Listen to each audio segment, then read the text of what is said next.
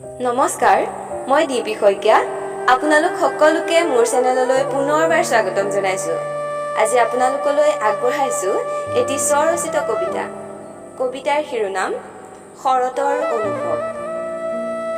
কাহিনী পোৱাতে দুবৰি জোপাই চঞ্চল অথচ মিঠা হাঁহিটি লৈ কুঁৱলীৰ ফাকেৰে লাহেকৈ আকাশলৈ চালে। টিকটিকিয়া ৰঙা হৈ ঠিক আইৰ সেন্দুৰৰ ফুটটোৰ দৰেই বেলিটো ওলাই আহিছে। এটা নতুন কাহিনী লৈ, এটা নতুন সপোন। চতিয়না জোপাটো আল ফুলে ফুলবোৰ ফুলিছে। বোকা চোতালখনকো এটা স্নিগ্ধ সন্ধিয়াই সুবাসিত কৰি তুলিছে। হয়, সেয়া শেৱালিৰ সুবাস। শৰতৰ বৃন্দাবনত কৃষ্ণৰ মধুৰ মুৰলীৰ সুৰেৰে কত যে গোপিনীৰ মন প্ৰাণ হৰিছে।